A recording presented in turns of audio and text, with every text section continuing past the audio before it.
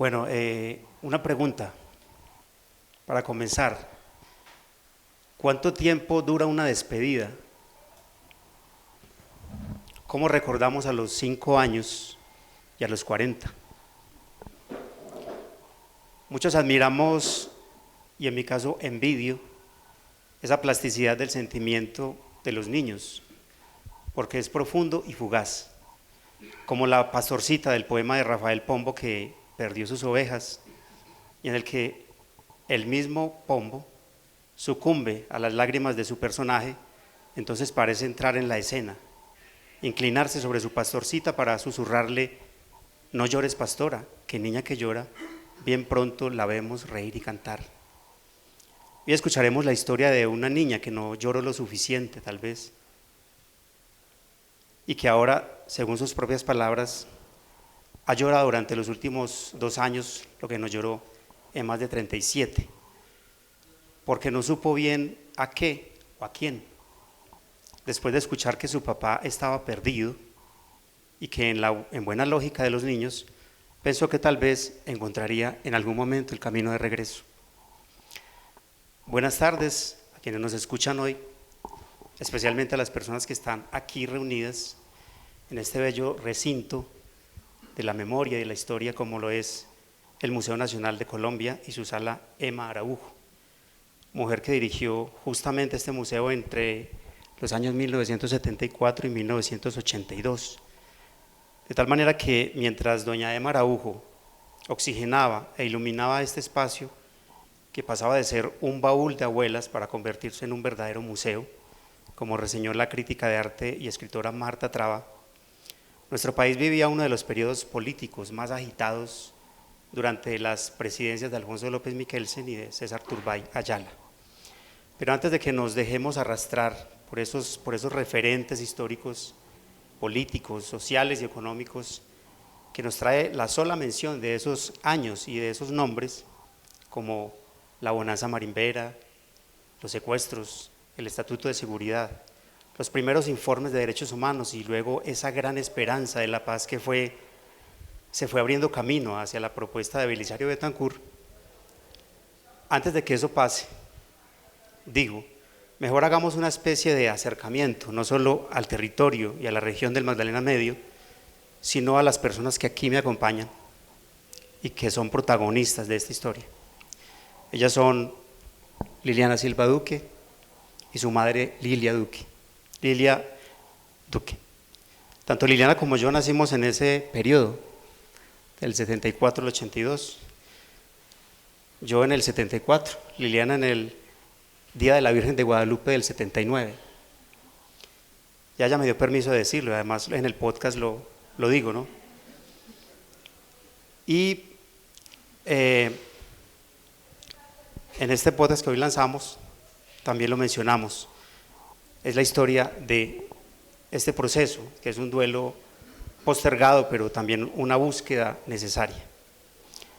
Doña Lilia, por su parte, llegó por allá en 1970 Sí, yo llegué a hacer el rural en 1977. Ajá, a hacer su año rural en Puerto Boyacá, donde conoció al médico Luis Silva. Luis Silva asegura que la llevó a conocer el Nido de las Garzas, un paraje en las afueras de Puerto Boyacá, donde estas aves blancas de ese gran valle interandino del río Magdalena se reúnen para dormir y parecen florear una ceiba sobre una laguna en la finca El Paraíso. Se enamoraron. Un Y sitio hermoso, sí. es sobre estas historias que venimos a conversar hoy, no de un periodo de tiempo que parece remitirnos a los mismos relatos y muchas veces a las mismas disputas en su interpretación todavía hoy. No es para seguir convirtiendo la historia con mayúscula o con minúscula en una especie de arma arrojadiza que casi siempre se nos convierte en un boomerang y hasta en un tiro en el pie. Me la sigo jugando por la ingenua esperanza, por las historias que traen las verdades a escala humana y con nombre propio. Esa es una de las apuestas esenciales de esta propuesta de periodismo narrativo independiente en formato podcast y, valga decir aquí, un formato que, así como el relato del narcotráfico de los años 80 ya parece saturarnos y agotarnos, pero que igual también tiene infinidad de tonos y también de historias. El tono de Voces y Caminos quiere siempre ser íntimo y empático. Entonces la primera invitación es esa, a superar el formato, el relato trillado, el prejuicio, y escuchar hoy a Liliana Silva y a doña Lilia Duque.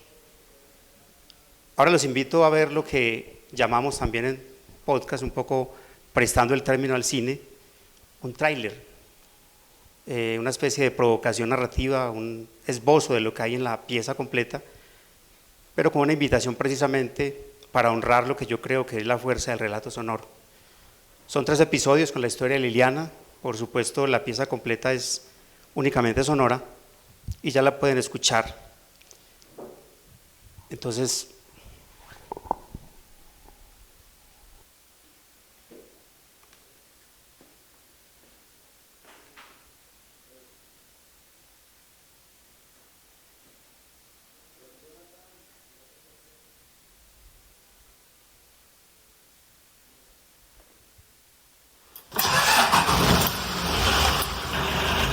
por la misma naturaleza del crimen que se cometió contra mi papá, también se me borraron muchos recuerdos.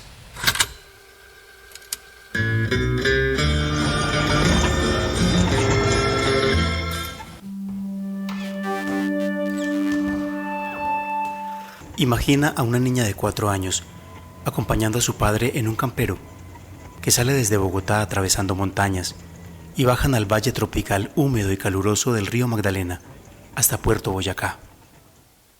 Ahora, piensa que antes de cumplir los 5 años, a esta niña le dicen que su padre se perdió. Bueno, dígame, ¿cómo es que te llaman a ti? ¿Cómo es que te llaman? Esa niña, Liliana Silva Duque, sigue buscando a su padre. Soy comunicadora social y periodista, tengo 3 hijos. Si bien me gradué como periodista, me he ido más como por la parte como de empresarial. Pero siempre ha habido una historia que me ha llevado una y otra vez a retomar el tema del periodismo y de la historia de desaparición de mi papá. Buenos días a todos, me permito ser su guía en este viaje al pasado. El poder oscuro y criminal del narcotráfico. Que el señor ministro de Justicia tiene un plazo de 24 horas para que presente. Se trata de una escalada del narcotráfico que hoy busca la salida. Les cuento más o menos de qué se trataba, cuál es la conexión de mi papá con el nuevo liberalismo, con Rodrigo Lara, la cita que nunca se cumple.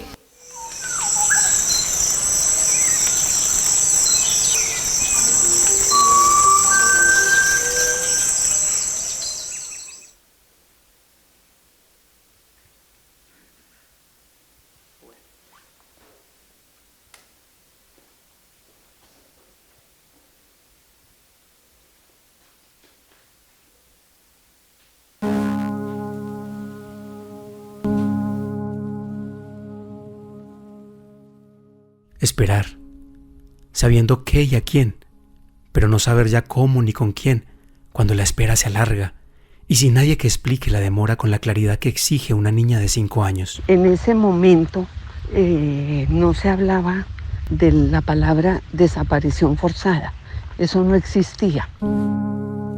Me parece que lo mejor es decirle que él está perdido. Para mí, mi papá, lo que pasó fue que mi papá estaba perdido y no sabía cómo regresar a donde nosotras estábamos. Solo estamos mi abuelo Alberto y yo. Mi papá se está mojando. Tom. ¿Sabe contar? ¿Qué? No, chico. ¿Sabe contar hasta 5?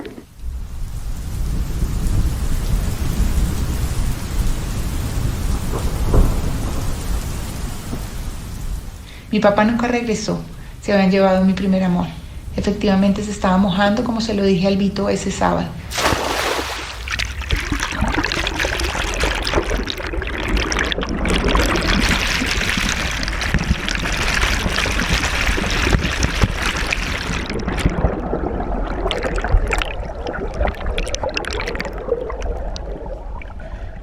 toda esta recuperación de espacios simbólicos que he tratado de hacer durante los últimos meses, yo he tratado que todo esto esté atravesado por el ánimo como de reconciliarme con mi historia. Y finalmente con lo que soy, porque mi papá pues ya no está. Arre torito bravo que tienes alma de acero, que guardas en la mirada, donde torito fiero.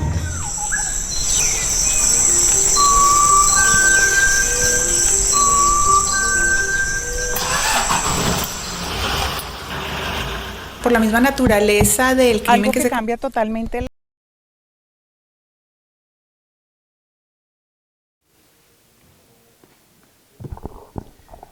¿Cómo recuerda Liliana una niña de 5 años y cómo recuerda una mujer como doña Lili en ese momento? ¿Qué, digamos, diferencias en esos momentos pueden encontrar? ¿Cómo recordaste, Liliana? ¿Cómo recuerdas?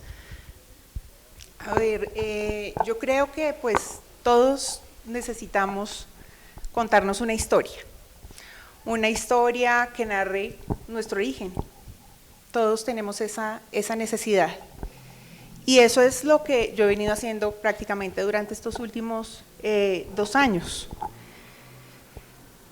Regresando al pasado y reconstruyendo esa historia que durante mucho tiempo pues había sido silenciada. Empezando por el lugar en donde crecí, por mi familia. De estos temas no se habla. Las familias de los desaparecidos no hablan mucho del desaparecido.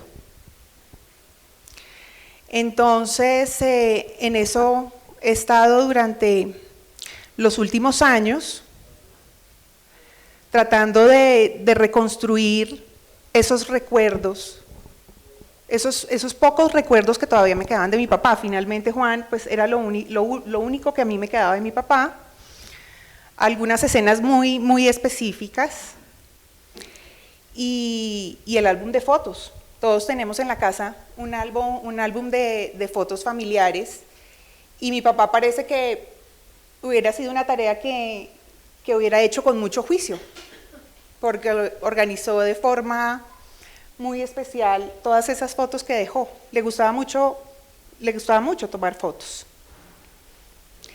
Pero para mí resultaba también muy complejo que, bueno, primero mi papá ya no estaba y segundo, pues yo veía que había personas en esos álbumes familiares, los veía en los periódicos, los veía en los noticieros.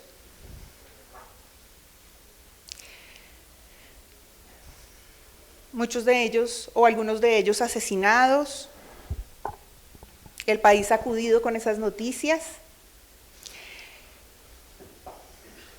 Después vi cómo los hijos de ellos se convirtieron en personas públicas.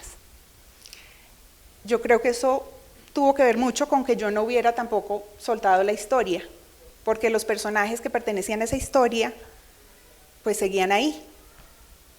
Durante mucho tiempo la ruta de mi bus pasaba por, como por esos espacios de memoria que habían dispuesto para esas personas. Entonces yo creo que eso tuvo mucho que ver con que yo no soltara la historia, pero pues también pues esos silencios, yo necesitaba llenar esos silencios con algo. Y en ese álbum de fotos era en donde estaba toda la información. También en un maletín azul en el que se termina convirtiendo mi papá con el paso del tiempo.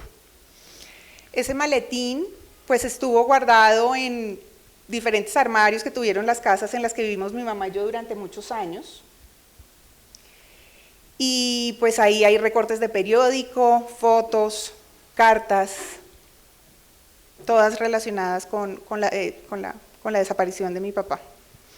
Que hoy en día si tú las ves pues están amarillas, rotas en las esquinas, muchas de ellas con la firma de mi papá. Por el reverso, si las tocas, se siente la impronta de su firma. Y entonces es así como yo empiezo a levantar pues esta historia. esta historia no es solamente la historia de la desaparición de mi papá, sino la historia de mi origen, de dónde vengo. Porque si bien pues aquí en Bogotá tuve una familia amorosa, pues me faltaba la otra mitad. Y bueno, también pues muy atravesada por el vacío y por lo que deja la violencia, que creo que vuelve un poco más complejo el proceso. A ver, han pasado tantos años, entonces el recorrido ha sido muy largo. Una vez sucede la desaparición, en ese momento era una situación muy difícil de afrontar, era muy confusa, porque para esa época no se hablaba de desaparición forzada. Entonces inicialmente pensamos que había sido de pronto un secuestro, que se lo había llevado la guerrilla. Pensamos en muchas posibilidades, pero pues nunca se nos ocurrió pensar que Luis había tenido que atravesar ese proceso tan barbárico, tan difícil para una familia. Contamos que Luis Silva Segura estaba en Puerto Boyacá de médico cuando llegó doña Lilia a hacer el rural, ¿no? Se conocieron allá. Sí. A ver, yo llegué a hacer el año rural en 1977 y Luis ya llevaba un par de años, o unos 3 años allá. ¿Por qué terminé allá? Porque uno no sabe si es la divina providencia, porque le suceden a uno estos episodios, porque pasan estas cosas que nos atraviesan la vida, nos marcan tanto. Y a ver, yo tenía 2 opciones: o iba a hacer el rural a un pueblo en Boyacá, o iba a hacer el rural en Puerto Boyacá. O sea, otro pueblo de Puerto Boyacá, Turmequé, un pueblo pequeño. Yo estuve conociendo el hospital y la verdad no iba a tener muchas posibilidades de hacer mi trabajo. Entonces me ofrecieron Puerto Boyacá y viajé, todos no sé si saben, en Puerto Boyacá estaba la Texas Petroleum Company, tenían todas sus instalaciones allá para la exploración del petróleo. Entonces era un sitio realmente privilegiado para hacer el año rural. Era un hospital regional, era una zona geográficamente muy estratégica. Es una zona donde confluyen 5 departamentos, una zona donde había ganadería, donde había agricultura, pesca y el petróleo. Entonces llegaba gente de todas partes, se hacían muchísimos negocios, era una zona realmente muy privilegiada. Entonces yo llegué en el avión, no tenía que irme en una flota, viajamos en el avión de la Texas. Entonces llego al hospital, éramos como 12 profesionales en la salud, yo tenía compañeras, otras 2 odontólogas. El hospital estaba muy bien dotado porque pues la petrolera prestaba un apoyo económico importante. Habían salas de cirugía con equipos de anestesia, llegaban los profesores de la Universidad del Rosario, de la Javeriana, llevaban a los médicos que estaban haciendo internado. O sea, era un sitio buenísimo para hacer el año rural. Entonces pues puse las 2 cosas en la balanza y dije no, me quedo en Puerto Boyacá, y así fue como llegué allá. Yo tenía 22 años y Luis tenía 28. Y digamos, cuando Luis decide meterse en la política, ¿qué lo movió? Es decir, ¿qué es lo que encontró allá para él meterse con el nuevo liberalismo, doña Lili? Sí, a ver, él siempre le gustó la política, pues era el médico. Todos sabemos que en una región pequeña el médico es una persona importante, la tienen en cuenta para todo. Entonces él hacía parte de un grupo social con los ganaderos, los gerentes de los bancos, los ingenieros de la petrolera. Y bueno, ahí esa es como la ubicación que él tenía. Le gustaba, entonces iba a ir el gobernador y él estaba en la comitiva, lo llamaban, entonces él estaba en la comitiva. Hay muchas fotos recibiendo gobernadores, políticos, y bueno, todo nace a raíz que Rodrigo Lara Bonilla, que era el ministro de Justicia, amigo de infancia de Luis, lo llama y le dice: mira Luis, Luis Carlos Galard Sarmiento quiere que organicemos el nuevo liberalismo de Puerto Boyacá. Y bueno, ahí ya lo picó el bichito de la política. Liliana, ¿qué ha logrado usted reconstruir de esa faceta? Usted tenía 5 años, ¿cierto? Pues 4 años, ¿no? Y el primer recuerdo que usted, digamos, tiene de su padre, o me lo comentó, es esos viajes a Puerto Boyacá. ¿Por qué? ¿Qué fue lo que, digamos, encontró en esos viajes, o especialmente lo que cuenta en el primer episodio del podcast? Porque esa marca profunda de su viaje. Bueno, primero porque eran unos viajes muy largos, eran unos viajes que tomaban mucho tiempo en esa época. Yo creo que por lo menos como unas 6 horas, tal vez. Y bueno, llevábamos tremendo, yo lo llamo un kit de viaje, porque teníamos que llevar ropa de cambio, comida, agua, y pues sí, claro, había un contraste muy, muy grande, porque pues el panorama era totalmente diferente en el que yo vivía en Bogotá. Y de cierta manera, pues en alguno de esos recorridos yo sentía que había como cierta amenaza por algunos retenes que nos encontrábamos por el camino.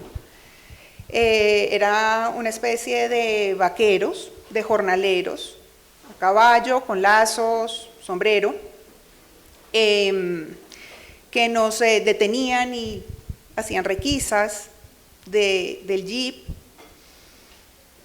Y bueno, recuerdo muy bien que mi papá siempre llevaba un salvoconducto, y ellos siempre le pedían el salvoconducto del revólver que mi papá llevaba. En esa época pues era muy común que todo el mundo en el Magdalena Medio estuviera armado, y pues en la atmósfera era evidente que mi papá no se sentía seguro cuando nos paraban. Como cualquier niño, pues le empezaba a preguntar a mi papá: ya vamos a llegar, y mi papá pues ahí me iba como entreteniendo hasta que lográbamos llegar al otro lado.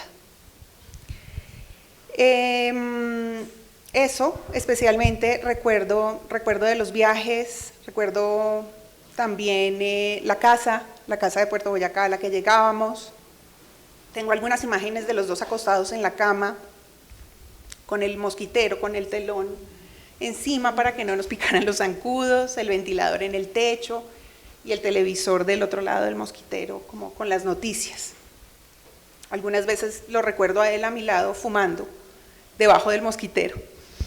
Diferentes espacios de la casa en donde yo tenía perros, gatos. En esa época acá en Bogotá no teníamos como animales, entonces eso lo disfrutaba. Y bueno, pues también contrastaba con mis caminatas con otras niñitas ahí de Puerto Boyacá. Me acuerdo que nos advertían mucho de no irnos a caer entre los canales que existían por las calles. Eso tenía unas tremendas cunetas al lado y lado, porque pues era la calle de un pueblo, y en un pueblo pues las niñas se mueven solas de un lado a otro.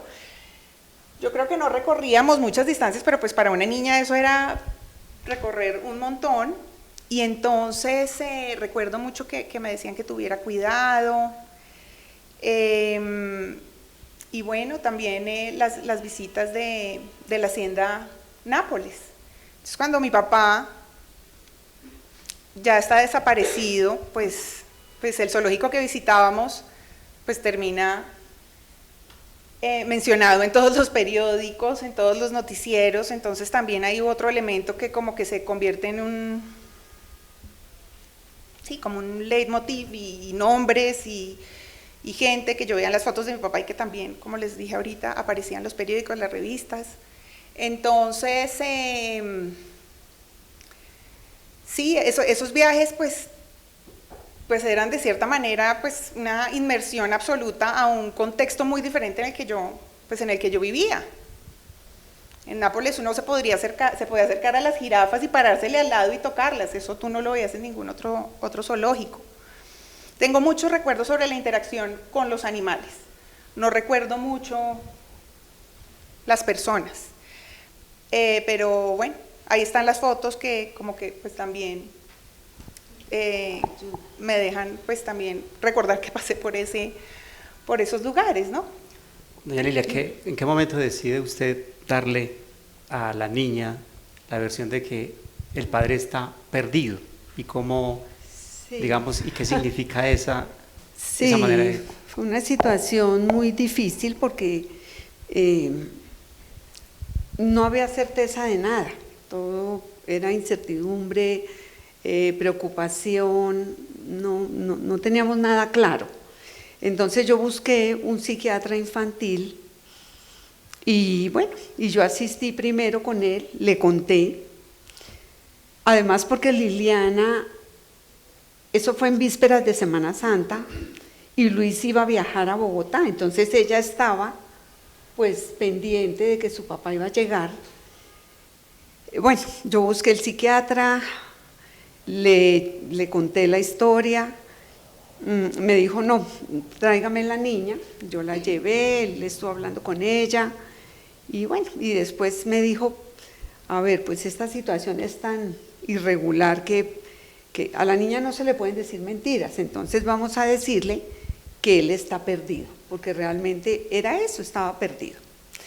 Entonces, esa fue lo primero que se le dijo a Liliana, y uno, pues, adulto, preocupado con toda la situación, angustiado, uno piensa más en uno que en la niña, que era realmente en ese momento lo más importante. Uno cree que uno va organizando su mente y que las cosas siguen y se van dando, pero la mente de la niña transitó con vacíos, con ausencias de su papá, y sí, así transcurrió el tiempo. Bueno, yo, gracias a Dios, tuve unos padres que nos acogieron con mucho amor, que nos apoyaron, una familia, mis hermanos, una familia grande, numerosa, que siempre ha estado con nosotras, han sido un factor importante para que nosotras hayamos podido salir adelante, un apoyo emocional importantísimo. Y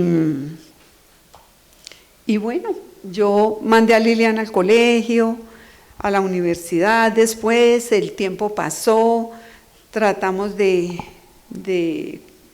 organizar la vida de alguna manera y yo pensaba que ella estaba bien, porque yo creía que le estaba dando suficiente amor, compañía, apoyo, soporte. Entonces uno cree que en medio de la adversidad las cosas pues fluyen, uno avanza.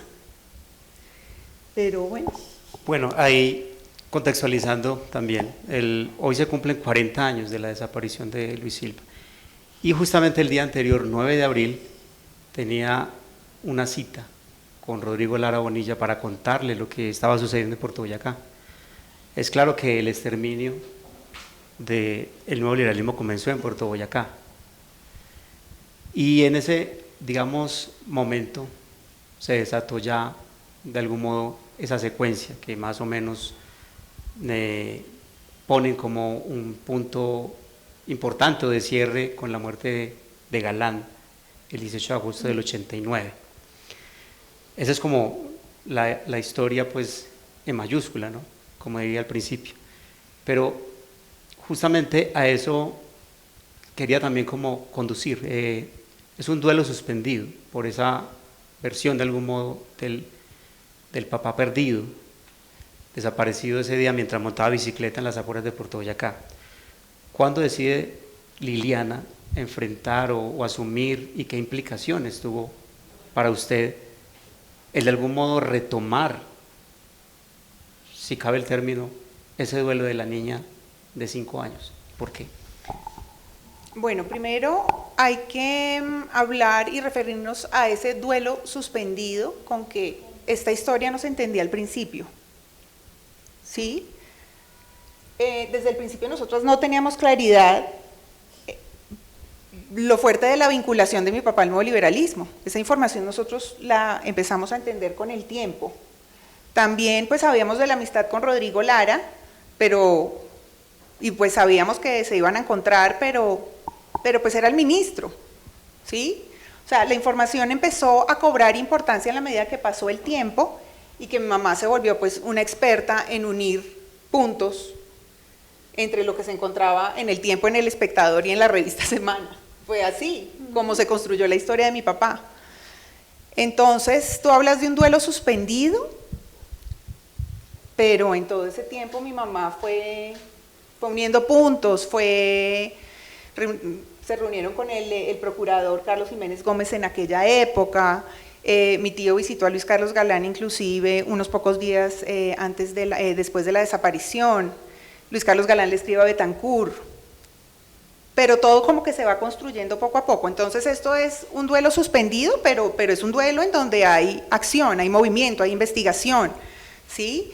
Ya después con el tiempo mi mamá se entrevista con la fiscalía, y es hasta el 2006 que nosotros entendemos, gracias a unos testimonios de los comandantes y los militares que crearon el grupo de autodefensa en Puerto Boyacá, entendemos de qué se trataba. Hubo un desmovilizado, Diego Biafara, quien en su versión al Comité de Investigaciones del Senado de Estados Unidos habló sobre mi papá.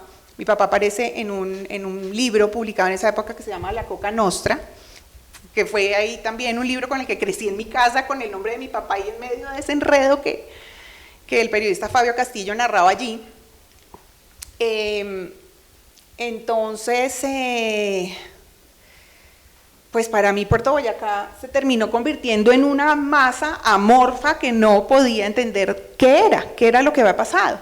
Inclusive mi mamá y yo viajamos muchas veces a Puerto Boyacá después de la desaparición, y pues nos dábamos cuenta o sea, yo sentía que no era un lugar seguro para estar, ¿sí?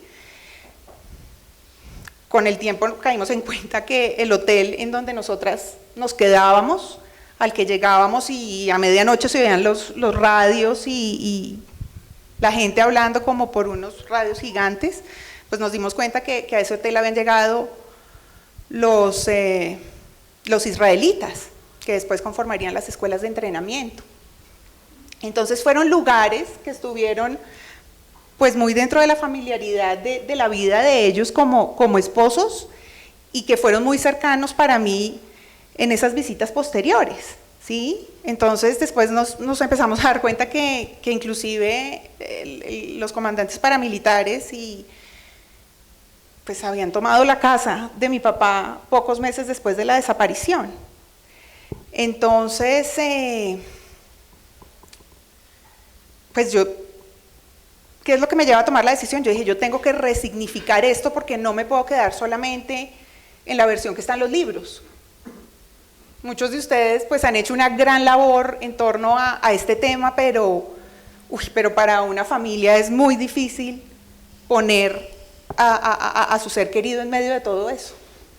Y yo sabía que como mi familia había otras familias, que esto no era un lugar de solamente lumpen y escoria y lo peor que había, sino que yo recordaba que ahí también había otras familias y personas con ganas de hacer bien las cosas. Entonces, por eso decido buscar a esas familias y entender ellos qué piensan de lo que pasó hace 40 años. ¿Qué significó para Liliana el ver reseñado en el informe del Centro de Memoria Histórica en el que trabajé el nombre de su padre cuando se publicó? ¿Y qué desató en usted, digamos, el verlo ahí documentado otra vez? Tal vez mi mamá fue la de la idea.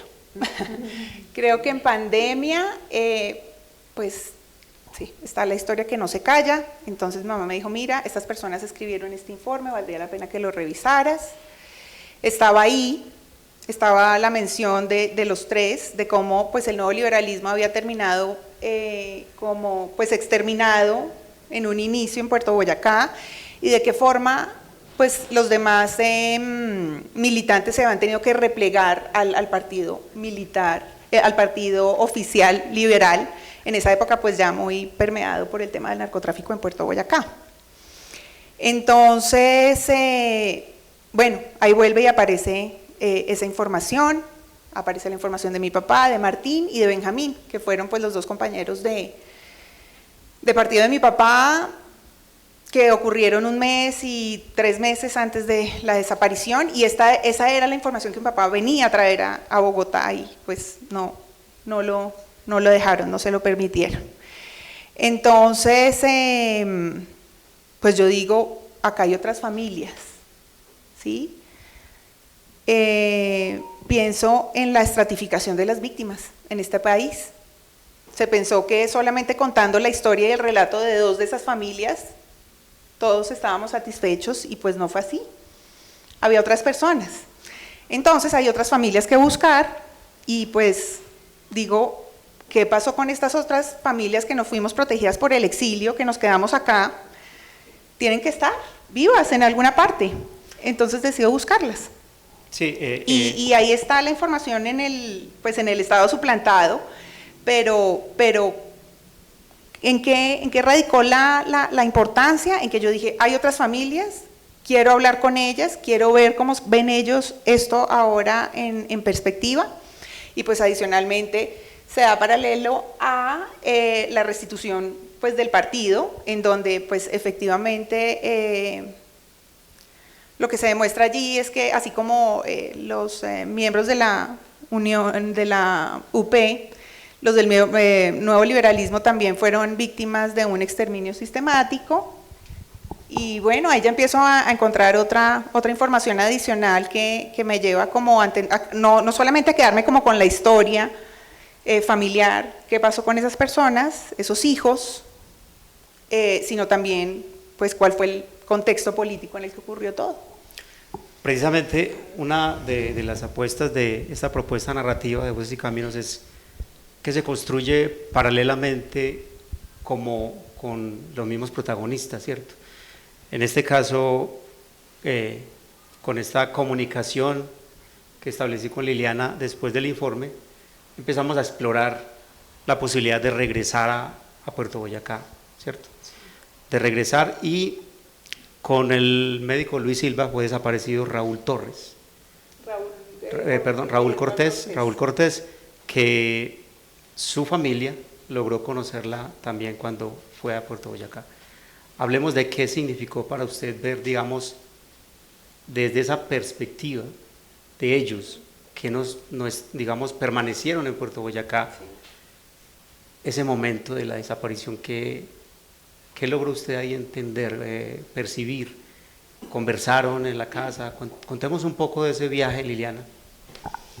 Bueno, después de que regresamos a Puerto Boyacá, pues a mí me pareció como lo más normal era buscar a la familia del hombre que habían desaparecido con mi papá. Entonces, pues en un municipio todo el mundo conoce a todo el mundo, y el señor que nos llevó en el taxi a hacer los diferentes recorridos, pues apenas le dije la familia Cortés, Raúl Cortés, los carpinteros de Puerto Boyacá. Entonces nos llevaron fácilmente a la casa, y pues a mí me sorprendió profundamente que ellos, estando allí, pues tampoco tuvieran información que habían hecho con los cuerpos de mi papá y Raúl. Mi papá y Raúl iban montando bicicleta y practicando deporte el día que los desaparecen, y efectivamente ellos tampoco sabían mucho. Y habían pasado 37 años y tampoco habían podido salir a buscarlos, estando en el mismo municipio. Ellos hablaban de que estuvieron encerrados en su casa por lo menos unas 3 semanas, porque los mismos jefes paramilitares, que yo no sé hasta qué punto ellos tendrían conciencia en ese momento que se trataba de ellos, simplemente eran unos ganaderos, y los políticos sí recuerdan perfecto la figura de Pablo Guarín, en donde preguntaba insistentemente el papá de Raúl qué pensaba sobre la desaparición. La bicicleta de mi papá termina colgada en una puntilla, en una de las paredes de la casa de la familia Pérez. Y pues estas personas pues tuvieron que quedarse encerradas porque la amenaza estaba ahí y el mensaje ya había sido dado a través de esa bicicleta colgada a la entrada de la casa a los demás. Era para, pues, efectivamente anular y hacer una advertencia a todas las personas que habrían, pues, como seguido a mi papá. Entonces ellos, yo me encuentro con que tampoco tienen la historia muy clara. Sí tienen claro que no podían salir a buscar las bicicletas, que no podían ir a buscarlos porque les podía pasar lo mismo que había pasado con su hermano, el papá Neftalí, el papá de Raúl. Sí, era un hombre trabajador y a partir de la muerte de su hijo vienen muchos problemas para ese señor. Se termina muriendo como un año después. Mi abuelo también se murió un año después, más o menos. Del lado de los Silva, digamos que ya habían enfrentado como una tragedia y era el accidente aéreo en el que había muerto mi tío, el menor. Pero mis otros tíos decían, definitivamente lo que llevó a que don Luis María se muriera fue la angustia y la frustración de no poder encontrar a su hijo, el médico desaparecido. Además, pues para esa época los médicos pues eran, pues por lo menos mi abuelo lo veía como un hombre, yo creo que también marcó como mucha diferencia entre mi papá y sus demás hijos, solamente por ser médico, pero bueno, el hombre y su época, ¿no? Entonces también me encuentro con que esas historias, esa tragedia que se ha vivido para las dos, pues también se había repetido de muchas formas, de una forma muy similar para ellos.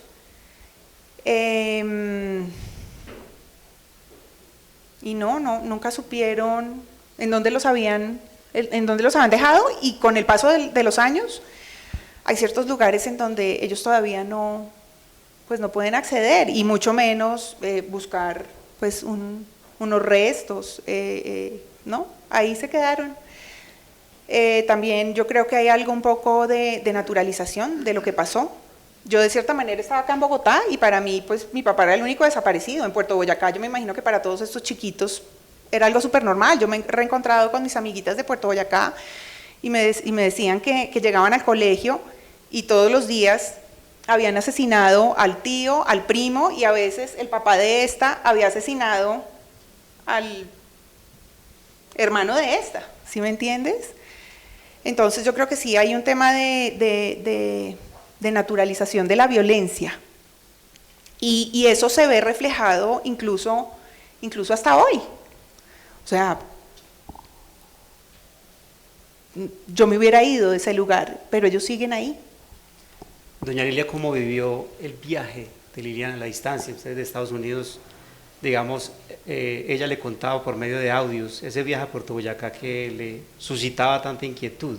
¿Cómo lo vivió en la distancia, ese regreso a Puerto Boyacá recorriendo algunos de los lugares que presumiblemente o se supo que recorrió? Cuando me entero de... No, ahorita digamos el más reciente, el que hizo Liliana a Puerto Boyacá hace...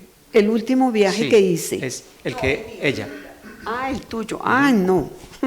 Yo estaba en Estados Unidos, eso fue el día de Acción de Gracias allá, que es una fecha especial. Nosotros teníamos invitados en la casa. Y yo atendiendo a los invitados, pero mi corazón estaba lejos, acompañándola, preocupada, muy preocupada, porque el hecho de que Liliana hubiera tomado la decisión de regresar a ese sitio, a mí me creaba muchísimas inquietudes y temores, porque a pesar de que ha pasado tanto tiempo, yo creo que todo ese ambiente de criminalidad y de zozobra en esa región, yo creo que eso no se ha acabado, eso no ha pasado. Gracias a ti, porque en la medida que ellos avanzaban en todo su recorrido, yo con mi memoria los acompañaba, sabía en qué sitios estaban. Juan me contaba, estamos en tal parte, me mandaba fotos, videos, pero fue un día bastante difícil para mí, sí. Sí. Hay que decir que las fotografías, como anotó Liliana, son potentes, sobre todo esas fotos, más ahora con tanta digitalización, y que siempre la acompañaron, ¿cierto? Digamos que cómo actualizó esos retratos, si se puede decir así, y cómo logró como movilizar esas imágenes que usted tenía de sitios que no conocía o que recordaba muy poco en ese viaje, Liliana. Sí, yo creo que se trata más como de resignificar los espacios. Yo me tenía que sacudir el miedo a regresar. Entonces, yo creo que tal vez establecimos una ruta antes de viajar. Entonces dije, bueno, pues tengo que conocer el nido de las garzas, el lugar en donde mi mamá y mi papá se enamoraron.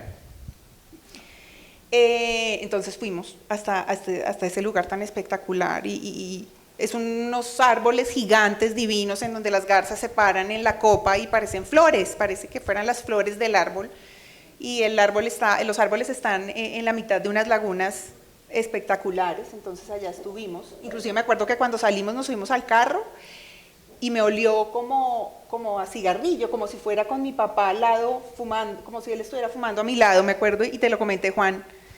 Y volvieron otra vez los recuerdos de la carretera, las cigarras, cae la tarde. Bueno, eso fue el nido de las garzas.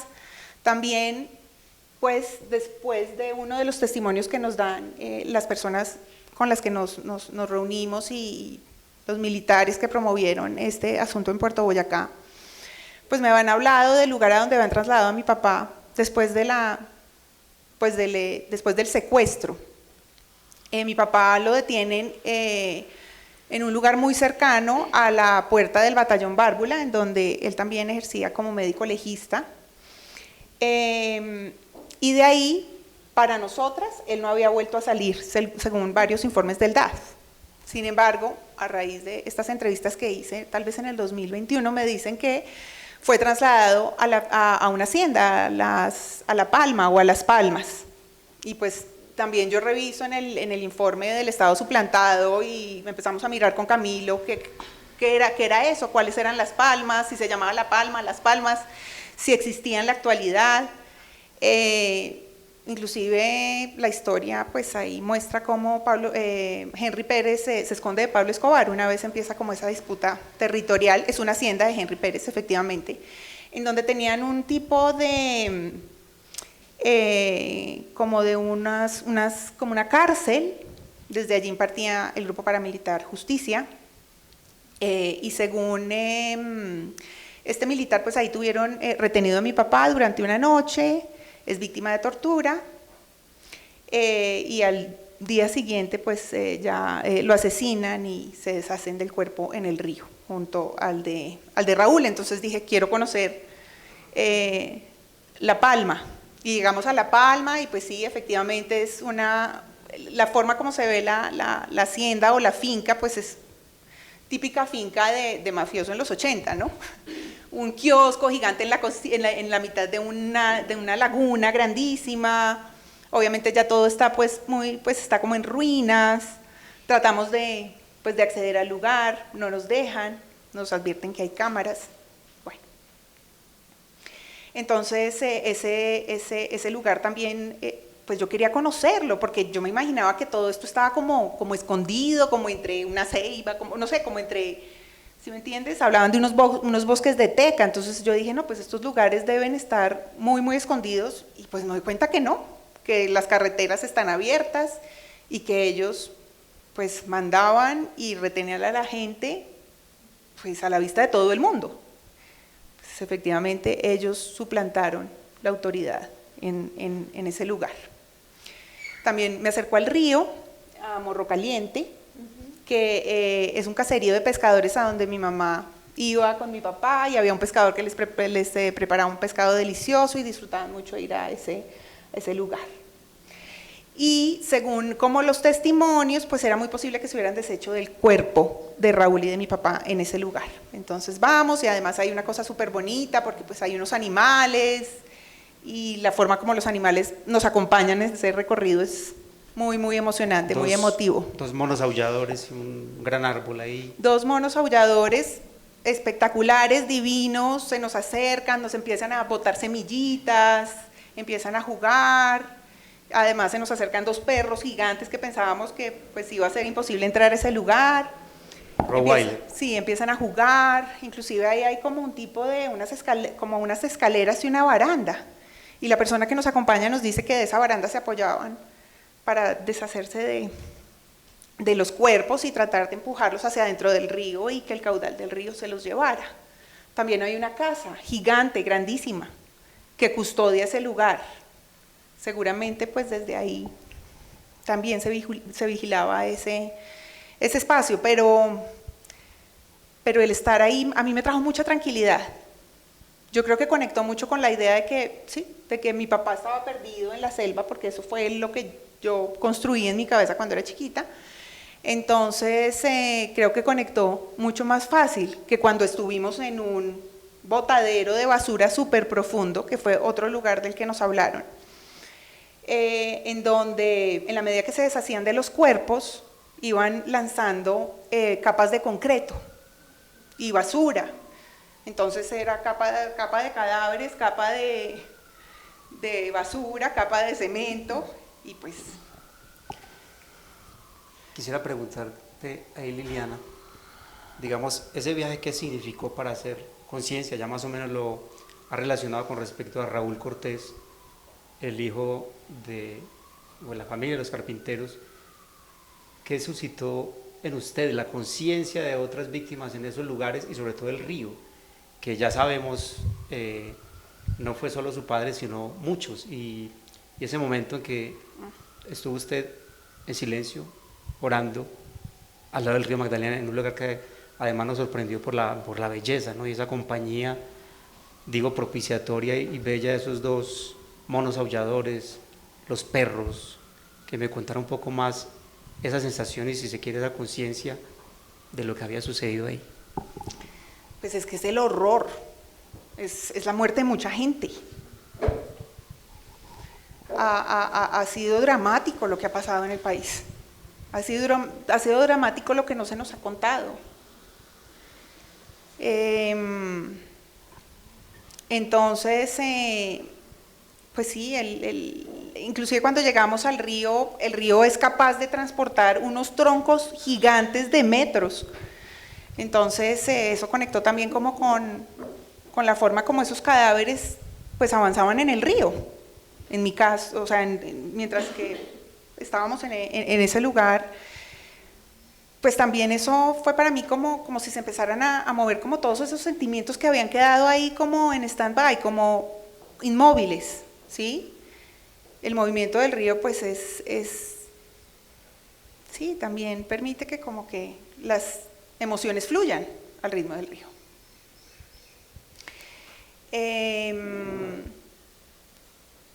No, es el horror, Juan, es el horror. Mencionó ahorita Liliana Camilo Villamizar, que nos acompaña también aquí, coordinador del informe del Estado suplantado, del que de algún modo fue un punto importante ahí para retomar, digamos, la investigación, cómo vio doña Lilia desde la distancia, ya algo mencionó de eso, cuando ese informe genera como otro momento en este proceso de investigación.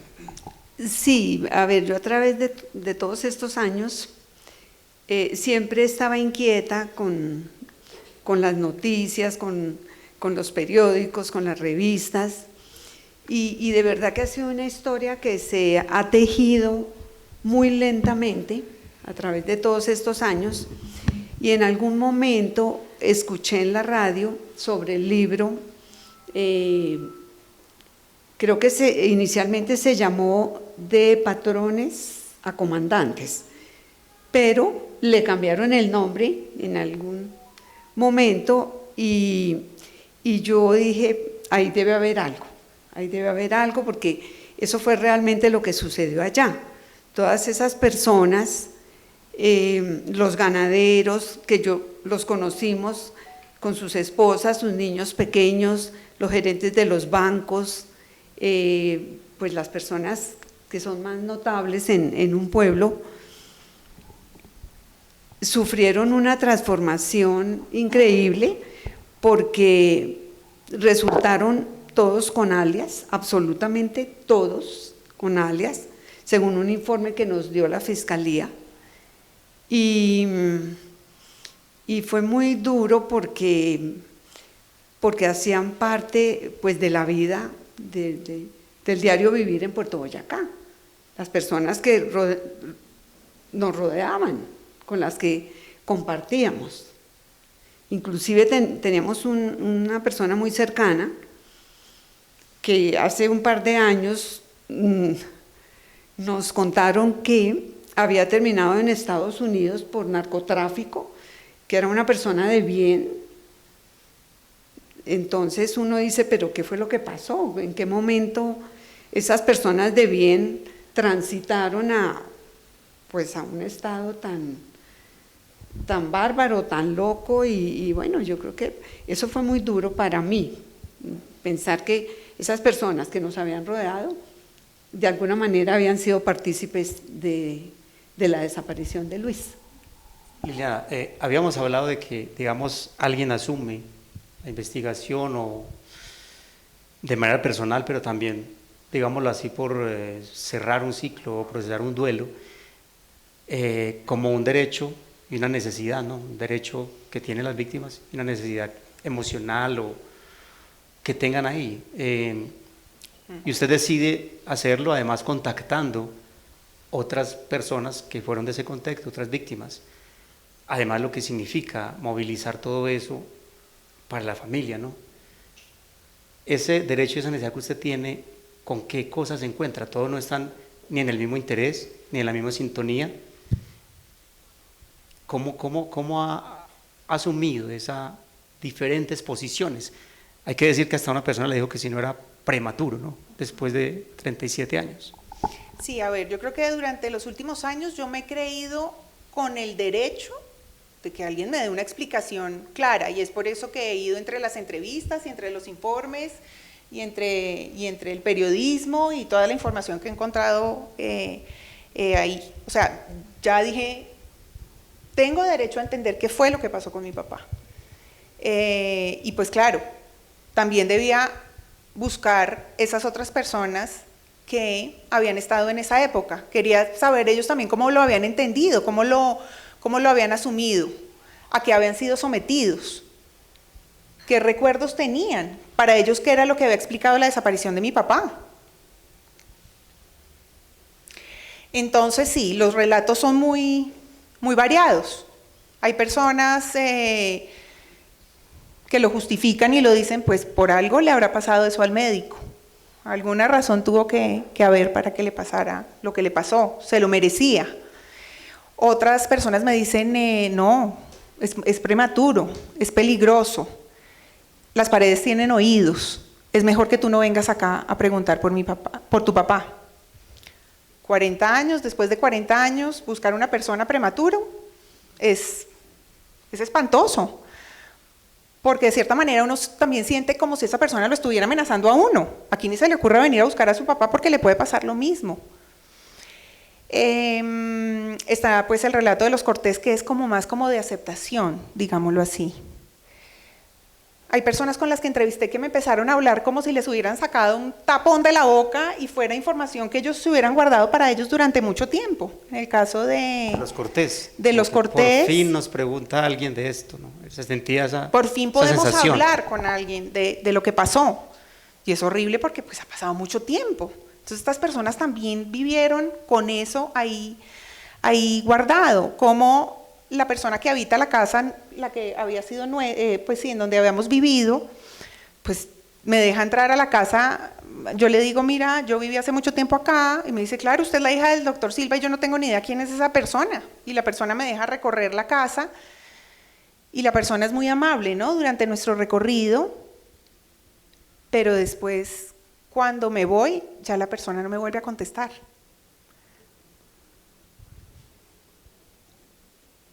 Porque el miedo está ahí, el miedo no se ha ido. Sí, las personas que acompañaban como la cotidianidad de mi papá siguen sintiendo mucho miedo a contar qué fue lo que pasó. El miedo no se ha ido. Quiero comentar acá que, digamos, yo tengo un hermano médico también que trabajó en la fotocopiadora de la Facultad de Medicina de la Universidad de Antioquia cuando estaba por los pasillos Héctor Abad, ¿cierto? Y que el tema de esos médicos comprometidos con lo social en diferentes regiones en los 80s también es un trabajo que he tratado un poco de asumir desde lo que pasó con algunos de ellos. Hay otro que se llama Julián Conrado David, que fue asesinado en el 83, unos meses antes de desaparecido el médico Luis Silva, cuyo nombre lo tomó ya, digamos, como su nombre de guerra, por decirlo así, Julián Conrado, y se convirtió en el cantante de las FARC, el alcalde saliente de Turbaco. Ese es otro de los podcasts que van a escuchar en esta temporada, también 3 episodios, y ese tema, digamos, de los médicos comprometidos que se tocó. ¿Por qué, doña Lilia? ¿Por qué, digamos, ese momento también en Puerto Boyacá? ¿Por qué generó tanta inquietud en ese sector de la salud pública? ¿Qué se encontraban allá para que se comprometieran de esa manera? Sí, ya como lo dije, pues era en el hospital, digamos, que se concentraba toda la atención de la población, de los pacientes. Entonces, como era tan grande, estaba tan bien dotado, es que éramos como unos 12 o 15 profesionales de la salud, médicos, enfermeras jefes, odontólogos, bacteriólogas, éramos muchos, era un grupo muy grande.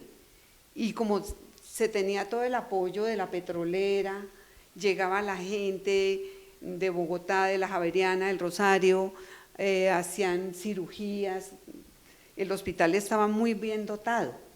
Entonces, pues eso hacía que la gente quisiera ir allá, quisiera estar allá, porque era un sitio donde uno podía hacer su rural. ¿Y cómo accedía la gente, digamos, del común, un campesino, a esos servicios? Sí, la gente llegaba al hospital, se le hacía un proceso de ingreso, si pedían cita médica, pues les abrían su historia, estaba el laboratorio, los exámenes, la atención odontológica, había vacunación, salíamos a las veredas a prestar servicio, pues lo que se podía hacer en las veredas, vacunar, el médico hacía la consulta. Nosotros casi siempre pues hacíamos las exodoncias porque no podíamos hacer nada más, pero sí, era un sitio muy atractivo para ir uno a hacer su año rural. Bueno, y después de todo este proceso que hemos esbozado hoy acá, Liliana, ¿en qué momento se siente? Es importante señalar acá que esto también va a ser un proyecto de libro con podcast, lo que en algunos términos se llama bookcast, que tal vez sea un término nuevo, pero es como una manera de tener, no solamente como un complemento desde el podcast, sino una especie de diálogo que enriquezca la experiencia del libro. Es que es muchísima información la que se recoge cuando se reconstruye la historia. Entonces hay mucho material que se empieza a aparecer de forma paralela, que de pronto no todo va a poder quedar condensado en el libro. Para mí ha sido súper difícil jerarquizar la información, porque para mí todo es importante. Entonces ha sido bien complejo. Entonces la idea pues de que aparezca este podcast como proceso paralelo al libro es precisamente darle un espacio a una información que posiblemente no quede en el libro, pero que sea visible para el resto de las personas que estén interesados en la historia. Ahora, me doy cuenta que pues esto es un proceso que no solamente me está sanando a mí, me está ayudando a poner en perspectiva todo lo que pasó. De cierta manera, sí, es un proceso de perdón hacia muchas cosas, hacia el país, hacia lo que han hecho con el país, hacia lo que pasó con mi papá. Entonces, pues yo me doy cuenta que esto no solamente me sirve a mí, también me doy cuenta que familias como la nuestra les cuesta mucho trabajo hablar de estos temas, de esto no se habla. Es increíble que así, de cierta manera, la mayoría hayamos podido asistir a una universidad, educarnos, tener otro tipo de trabajo, salir. Nos cuesta mucho hablar de las tragedias familiares, muchísimo. Entonces yo encuentro que en la medida en que yo siga como consolidando esa información, este proceso no solamente me va a servir a mí, sino le va a servir a otras personas. Entonces es por eso que como que estoy tratando como de desarrollar los dos proyectos al mismo tiempo, en paralelo. Doña Lilia, ¿cómo lo ve en este momento? ¿Qué momento siente que está esto de la historia de Luis y la manera como han procesado esto, sobre todo en estos últimos 2 años? Sí, realmente, Liliana, la pandemia de cierta forma la tocó, porque fue del 2020-2021 para acá que tomó la decisión. Pues ya quiero saber, tengo derecho y bueno, voy a avanzar.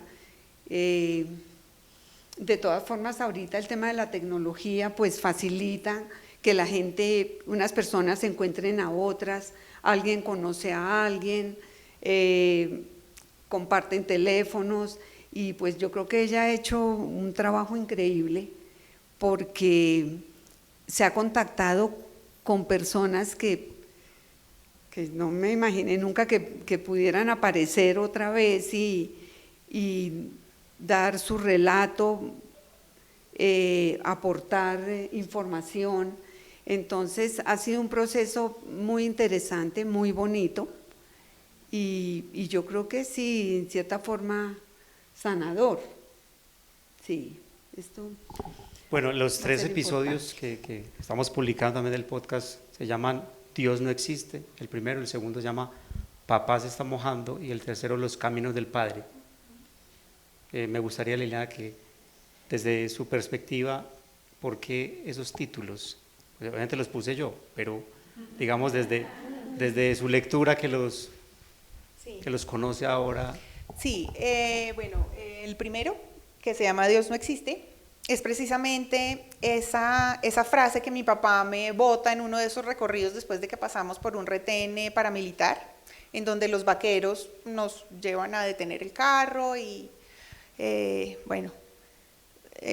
sí, yo siento que después de que el carro vuelve a avanzar en la carretera, le digo a mi papá, gracias a Dios nos salvamos. Y entonces mi papá me contesta y me dice, no, Dios no existe. Pues es que ya con el tiempo entendí que pues qué fuerza sobrenatural podía existir en ese mundo tan lleno de horror. Mi papá fue testigo del horror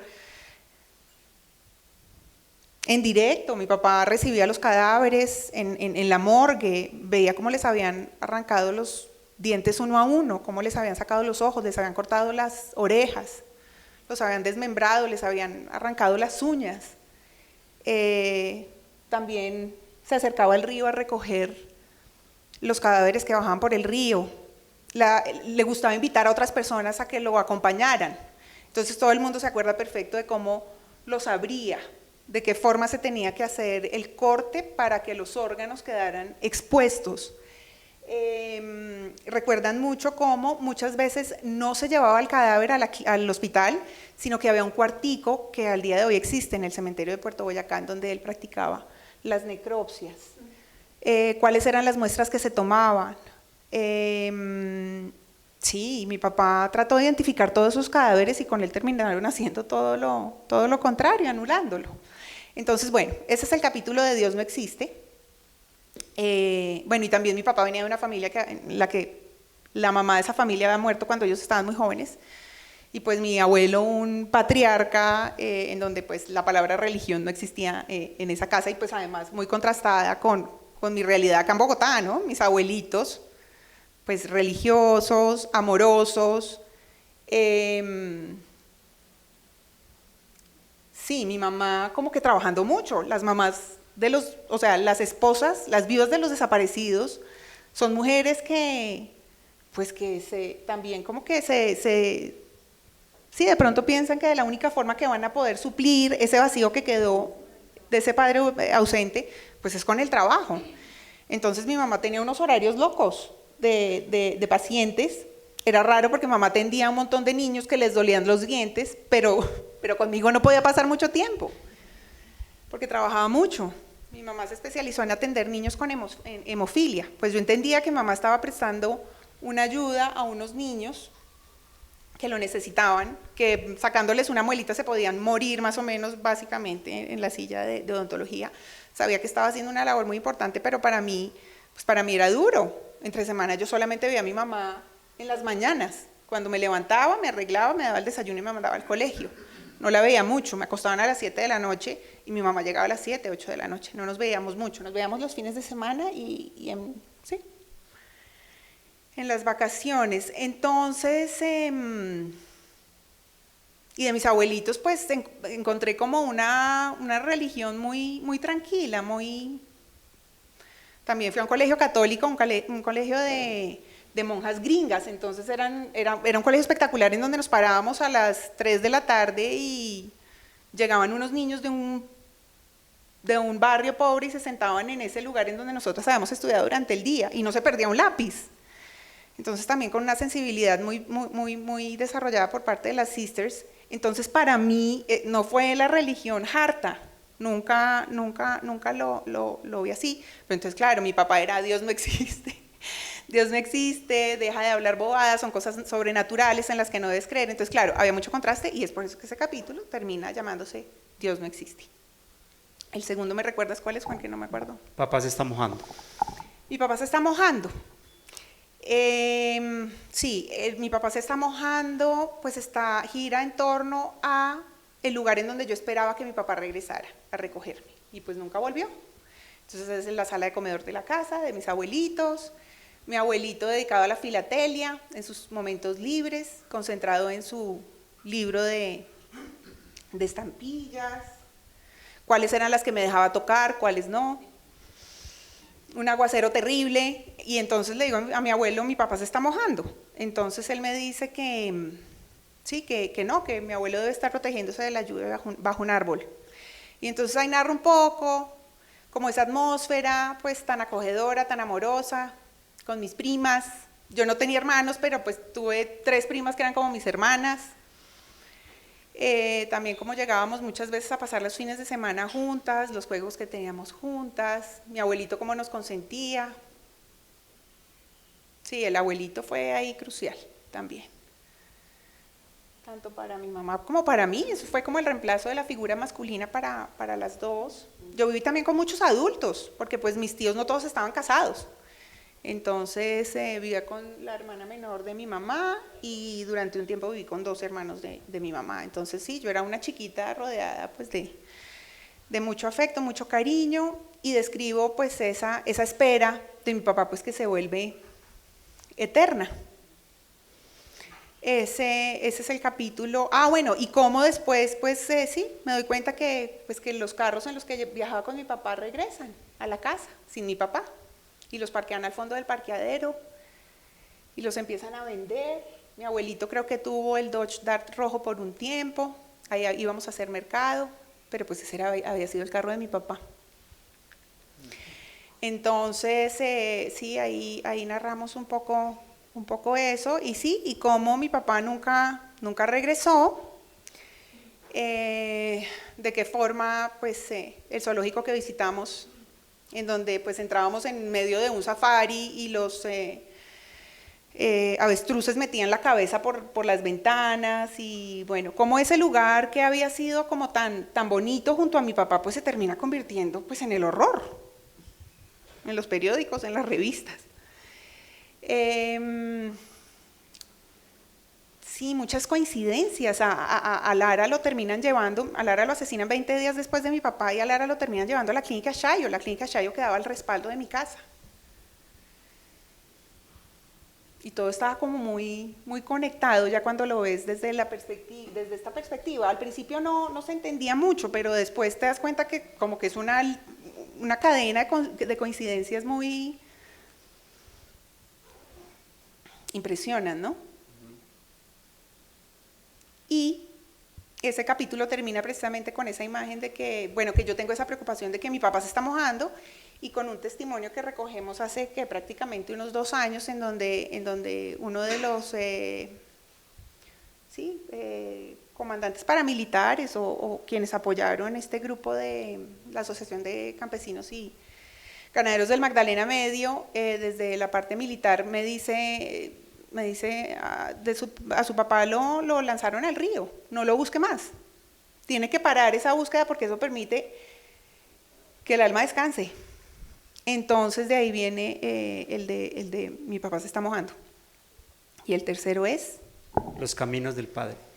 Los caminos del Padre, creo que son los recorridos, ¿no?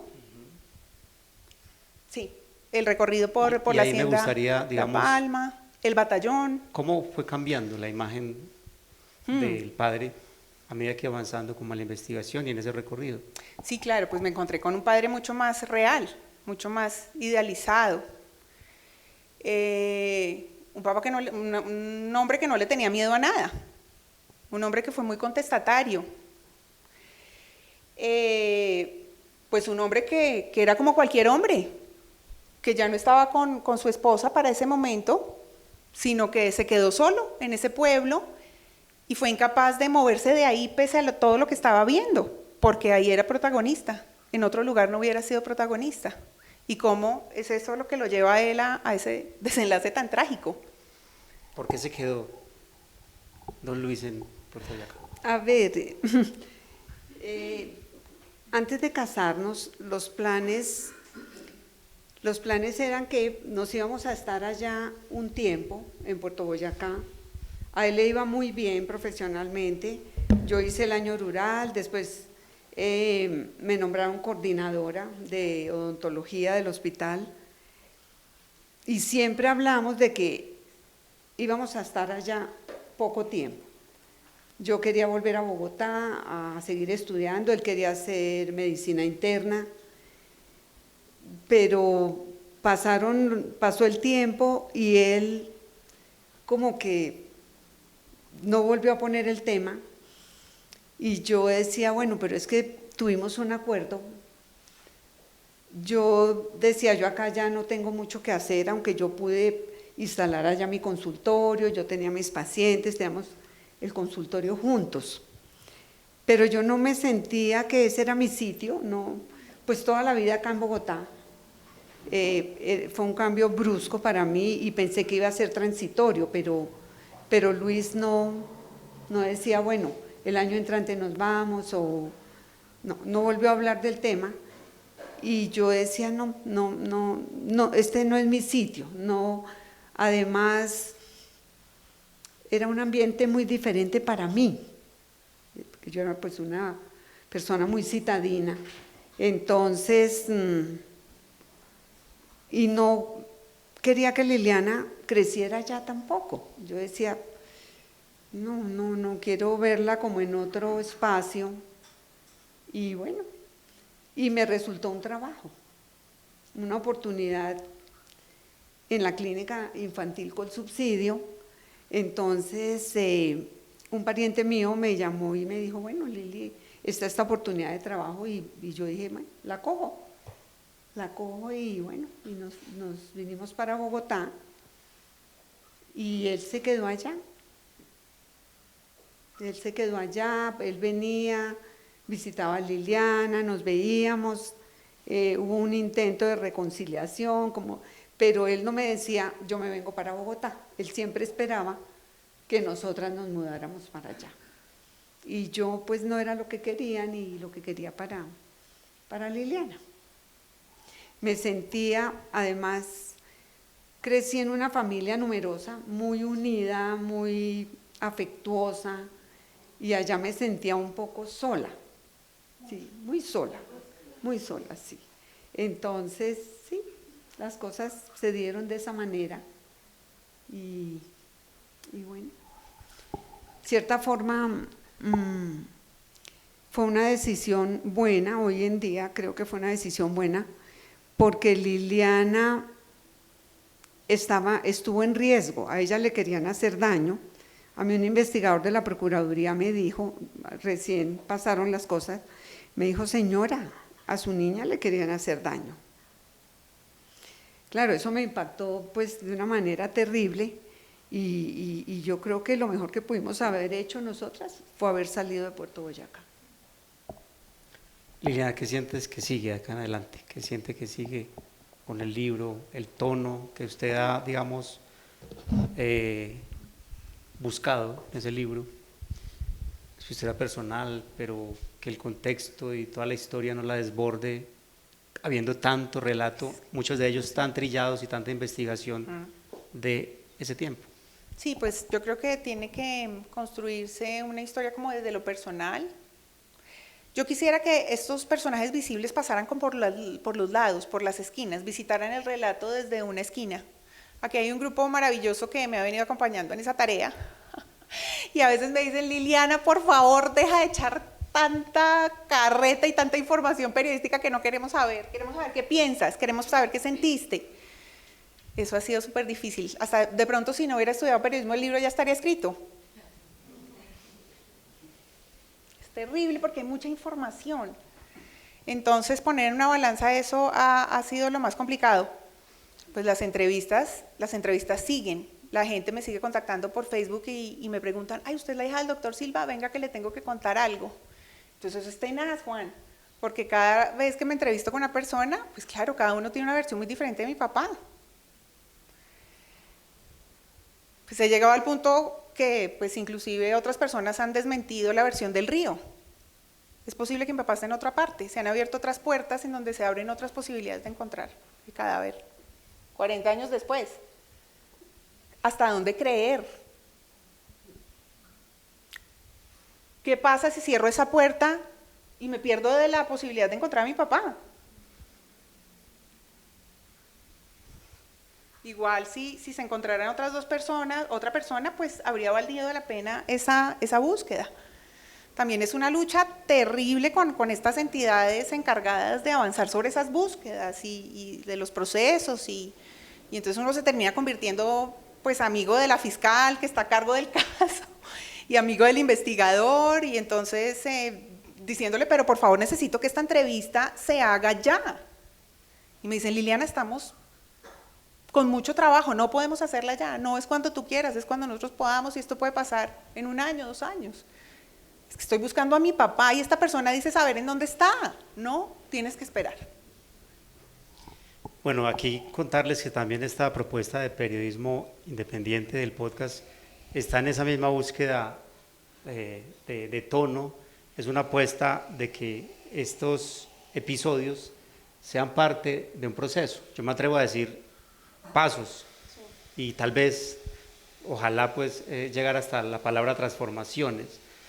Yo creo que Liliana ha sido coautora y partícipe de este proceso porque no es solo el de ella, es decir, así les comenté de la historia del médico Julián Conrado, que también al cabo de 40 años, ese fue en el 83, y ahora se desató todas unas situaciones muy interesantes, además de que se hizo un homenaje en la Casa Museo de la Memoria a raíz de este proceso de producción de los podcasts, y piensan hacer un festival vallenato en San Carlos, donde él murió, porque él era cartagenero, se fue a hacer su rural a Medellín, se enamoró de ese pueblo San Carlos, tal vez como Don Luis de Puerto Boyacá, y allá fue asesinado y es un líder del movimiento cívico del Oriente Antioqueño en ese momento. Es decir, es un proceso que también va generando pasos, va generando iniciativas, y esa es como la apuesta. Digamos, yo mismo le he dicho a Liliana, pues gracias también por atreverse, por confiar en esto. Yo tampoco tengo clarísimo todo, es contar una historia y participar del proceso. Esos 3 episodios están ahí y todavía falta por lo menos uno. Creemos ¿cierto? que uno por lo más, menos uno, pero podría. que vendrá en la otra temporada. De eso, Liliana, ya, ¿cómo has visto también? Porque ha sido un diálogo muy horizontal, pues gracias a eso, pues propiciamos el viaje a Puerto Boyacá, que significó todo esto, y el libro que has venido construyendo, ya te han entrevistado, ya has estado en procesos de escritura, ¿no? ¿Y cómo sientes que eso se dé, que sea un proceso construido alrededor de eso mismo que va viviendo y va encontrando, ¿no? Pues primero hay que conectar esto con esto, y eso es lo que hace la escritura. En la medida en que pues empiezas a escribir, como que logras desenrollar el nudo que había de información en torno a la historia de mi papá. Y después hay un tema como de sincronicidad en donde empieza a aparecer un montón de gente que tú nunca te imaginaste que te fueran a contactar ni a darte la información que te cuentan.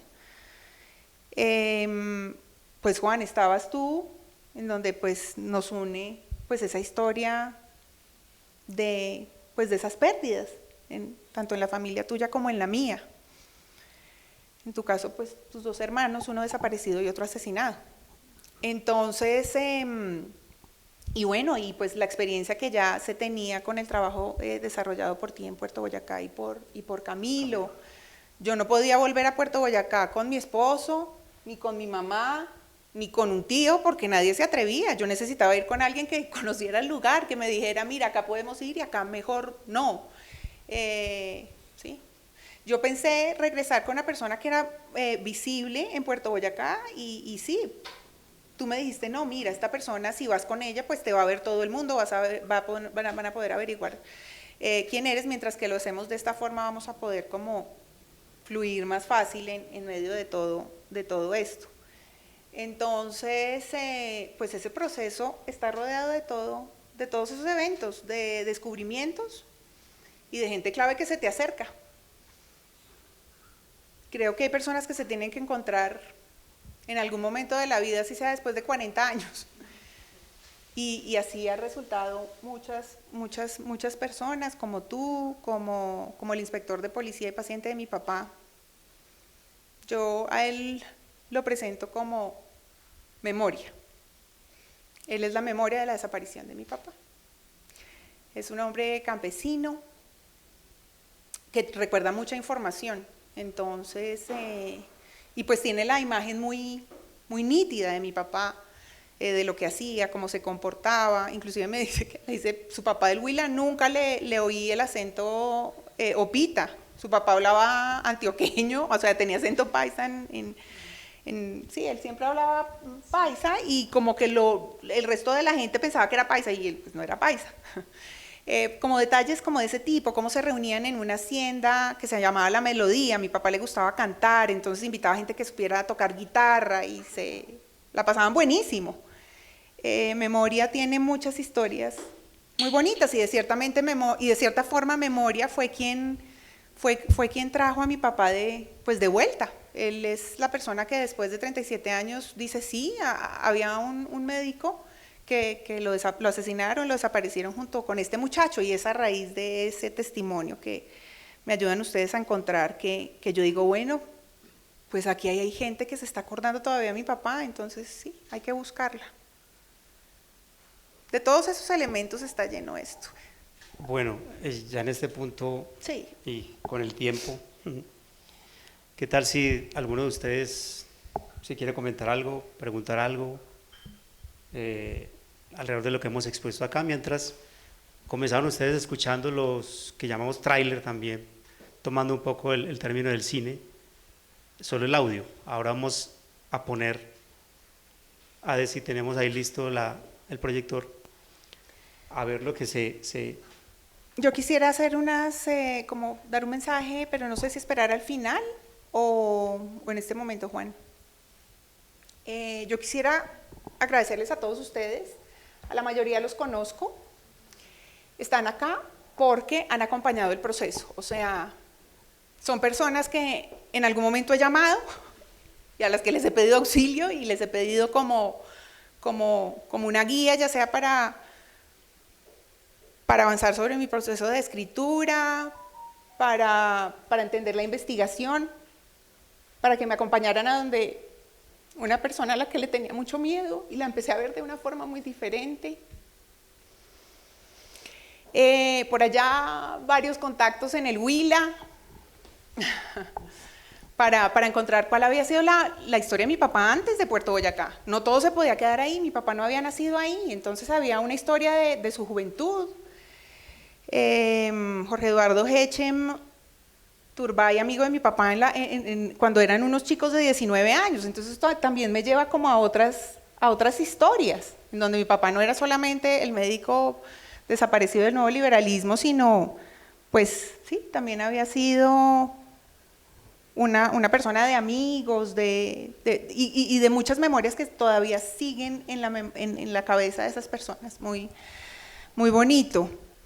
Sí, el tema de la escritura, yo creo que con Simón Posada lo hemos hablado muchas veces y como que dicen, no, Lili, vuelve y empiezas a escribir desde cero. Eso no es así, ¿por qué no lo haces de esta otra forma? Y vuelva y cambie y otra vez arranque por el otro lado. Que es importante escribir, que no. Mi esposo y mis hijos, esto viene, o sea, el combo de buscar al papá viene con pelea con el esposo, con que mis hijos no entendían yo por qué volví a hablar de esto cuando no lo hablamos durante mucho tiempo. Y explicarle a mi hijo menor que el abuelo fue asesinado y que hizo parte de una guerra que ya no le puede hacer daño a él. Eso es súper complicado, explicárselo a un niño de 9 años. Y encontrarme con un montón de papeles y fotos, para él pues no, tampoco ha sido fácil, aunque creo que lo ha tramitado muy bien. La comprensión de mi esposo. Es difícil para las otras personas entender y apoyar ese proceso. De mi mamá. De pronto, por ellos, de pronto no hubiera regresado a Puerto Boyacá. Y yo entiendo la preocupación. Pues mi familia, cuando les empiezo a hablar de todo esto, es difícil entender por qué haces eso. Si tú estabas muy chiquita, olvídate de eso. Esa información, ¿para qué te sirve? Si te está haciendo sufrir, si de vez en cuando lloras, si sientes si hay muchos momentos de frustración. Entonces sí, es una cosa que definitivamente es muy difícil de tramitar uno solo. Entonces tiene que buscar combo. Y todos ustedes han hecho parte de ese combo, de una u otra manera, la mayoría de personas que están acá. Bueno, si bien nosotras no hemos tenido una verdad, no hemos sentido que ha habido justicia, yo creo que reparación hemos tenido de muchas formas, porque yo creo que la mayoría de las víctimas de este país no han tenido la suerte, las bendiciones, los privilegios que hemos tenido nosotras. La mayoría de esas personas están en zonas apartadas, en condiciones de pobreza. Ya todos sabemos lo que ha sucedido, el conflicto, la guerra, las muertes. Yo creo que tenemos que sentirnos reparadas porque tuvimos una familia que nos apoyó, que nos acogió con mucho amor. Tuvimos posibilidades de salir adelante y tuvimos la suerte de también contar con personas tan valiosas como nuestra familia, como Alvarito, que ha sido pues un un tesoro de hombre, por todo el apoyo que le ha dado a Lili, la comprensión, y yo creo que en ese sentido hemos tenido mucha reparación. Así no haya habido ni verdad ni justicia hasta ahora. Yo me atrevo a presentar Voces y Caminos con este texto. Voces y Caminos es un podcast de periodismo narrativo independiente y autogestionado desde los territorios de Colombia, en el que la intimidad y la empatía, con sus atmósferas sonoras, son las fibras que tejen imágenes y palabras, fértiles de experiencias y verdades del camino. Voces y Caminos pone a resonar historias de vida fascinantes relacionadas con la memoria histórica y el medio ambiente. Cada episodio, cada historia es también la historia de un paso, incluso de una transformación de sus protagonistas. Ustedes escucharon al inicio, digamos, el producto sonoro de ese tráiler. Ahora vamos a ver las imágenes que le pusimos, ¿no? Gracias también a ese juicio de compilación de imágenes que he hecho especialmente con Liliana. Gracias, Juan.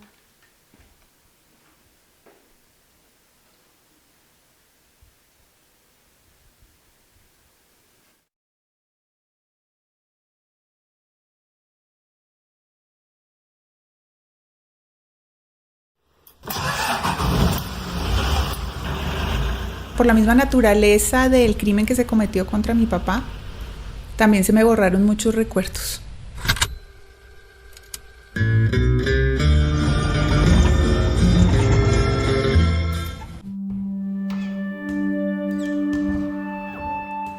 Imagina a una niña de 4 años acompañando a su padre en un campero que sale desde Bogotá atravesando montañas y bajan al valle tropical húmedo y caluroso del río Magdalena hasta Puerto Boyacá. Ahora, piensa que antes de cumplir los 5 años, a esta niña le dicen que su padre se perdió. Bueno, dígame, ¿cómo es que llama la niña? ¿Cómo es que te llamas? Liliana.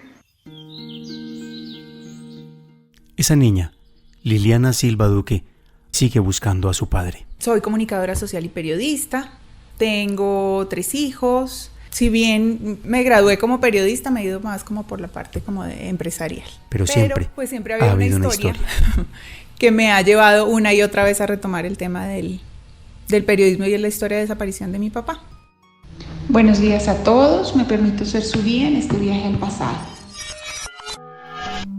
El poder oscuro y criminal del narcotráfico. Que el señor ministro de Justicia tiene un plazo de 24 horas para que presente. Se trata de una escalada del narcotráfico que hoy busca la salida. Les cuento más o menos de qué se trataba, cuál es la conexión de mi papá con el nuevo liberalismo, con Rodrigo Lara, la cita que nunca se cumple.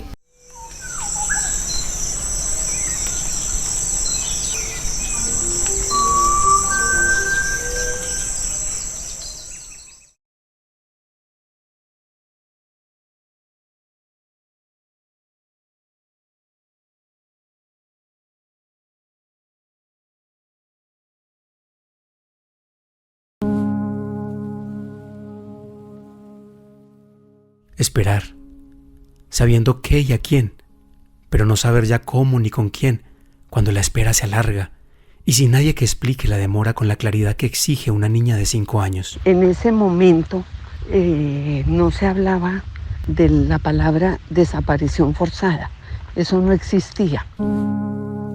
Me parece que lo mejor es decirle que él está perdido. Para mí, mi papá, lo que pasó fue que mi papá estaba perdido y no sabía cómo regresar a donde nosotras estábamos. Solo estamos mi abuelo Alberto y yo. Mi papá se está mojando. Tom. ¿Sabe contar? ¿Qué? No, chico. 5. ¿Sabe contar hasta 5?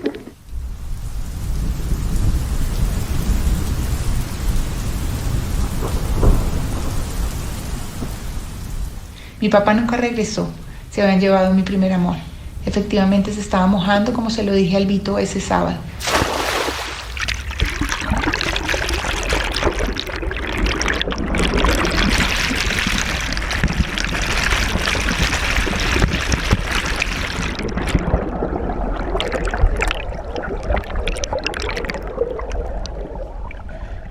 toda esta recuperación de espacios simbólicos que he tratado de hacer durante los últimos meses, yo he tratado que todo esto esté atravesado por el ánimo como de reconciliarme con mi historia.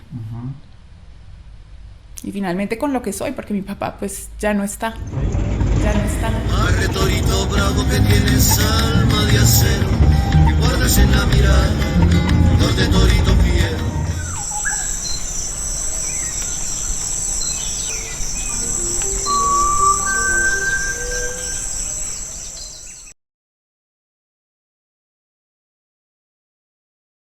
Algo que cambia totalmente la sensación es poder estar en el sitio, volverlo como a descifrar y pues ahora desde lo real, no desde la imaginación como durante tantos años y durante tanto tiempo le tratamos como tratamos de aceptar lo que había pasado.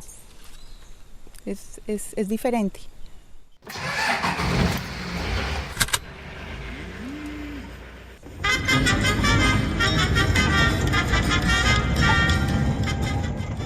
Los viajes en carretera acompañados de Joan Manuel Serrat en la casetera externa del campero ¿se repetirán? Al sur, el Barcino, para mí el torito bravo con alma de acero, pescador, lucero y río, también.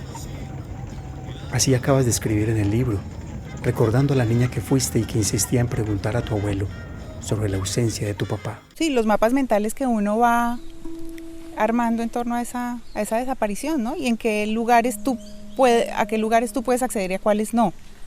¿Sí? Es como si los mismos perpetuadores te negaran el permiso a recorrer esos lugares.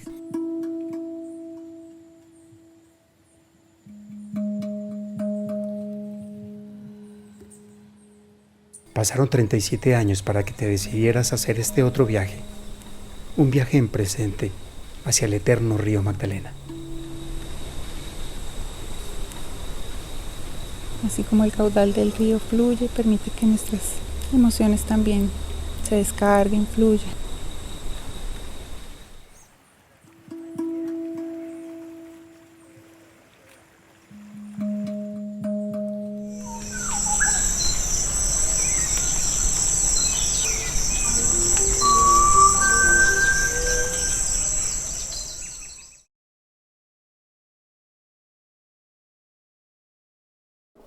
Bueno, ya cerrar y no sé si alguno de los de acá quieren comentar algo, intervenir, preguntar ya.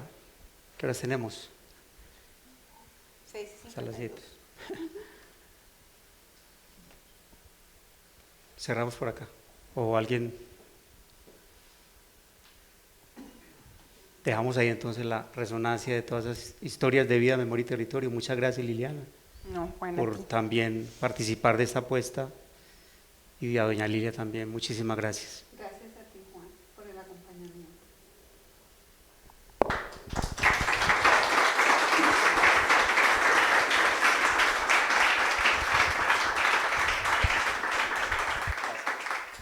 Bueno, gracias a todos, gracias por sacar el tiempo, sabemos que es súper complicado, pues a veces moverse en Bogotá, pero bueno, estuvo